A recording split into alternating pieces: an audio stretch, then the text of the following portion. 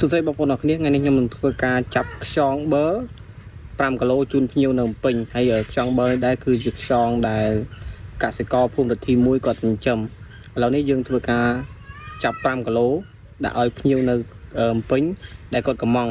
នេះគឺជាការសាក់លបងរបស់គាត់ដែរទេហើយគាត់ថានឹងអាចទិញបន្តទៀតអញ្ចឹងនេះគឺជាសមិទ្ធផលថ្មីមួយដែរឥឡូវនេះយើងនឹងធ្វើការចាប់ខ្យង5គីឡូនេះជូនគាត់សិន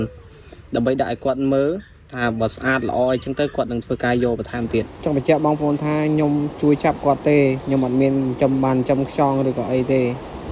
ដោយសារតែគាត់ចំពីកន្លែងអញ្ចឹងទៅខ្ញុំមកជួយចាប់ដល់កន្លែងឆ្ងាយបើគាត់ទៅហើយគាត់ចាប់នៅផ្ទះទៅព្រោះខ្លាចវាអត់គ្រប់ហើយណាមួយឲ្យខ្យងនៅផ្ទះបើគាត់រៀងតូចអានៅកន្លែងគាត់ចំឆ្ងាយក្បែរសមុទ្រនេះគឺរៀងធំអញ្ចឹងខ្ញុំមកជួយចាប់នេះទៅខ្ញុំមិនមែនជាអ្នកចាប់លក់ខ្លួនឯងឬក៏អីទេហើយក៏មិនជាអ្នកចង់កេងចំណេញអីនៅលើកសិករដែរដោយសារតែខ្ញុំផុសនៅក្នុង page របស់ខ្ញុំមានបងប្អូនគាត់ឆាតមកទិញនៅក្នុង page របស់ខ្ញុំដូច្នេះហើយខ្ញុំក៏បានណែនាំគាត់ថាខ្ញុំមានកសិករខ្ញុំជាមន្ត្រីកសិកម្មឃុំទេខ្ញុំអត់បានចិញ្ចឹមទេក៏ប៉ុន្តែខ្ញុំមានកសិករដែលគាត់ចិញ្ចឹមហើយគាត់កំពុងតែរកទីផ្សារដែរអញ្ចឹងបើបងត្រូវការទិញខ្ញុំអាចជូនដំណឹងទៅគាត់បានហើយនឹងអាចឲ្យគាត់រៀបចំ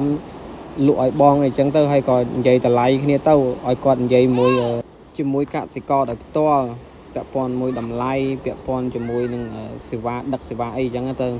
ឥឡូវនេះគាត់បាននិយាយត្រូវគ្នាហើយខាងអ្នកទិញនៅភ្នំពេញនោះគាត់សុំ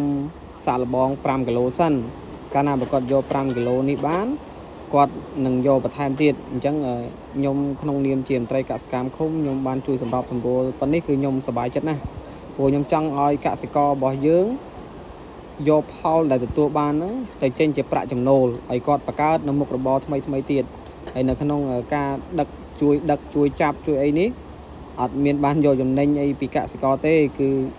គេឲ្យប៉ុណ្ណាប្រាប់កសិករប៉ុណ្ណឹងកសិករទទួលយកសមរម្យអាចលក់បានលក់តែយ៉ាងណា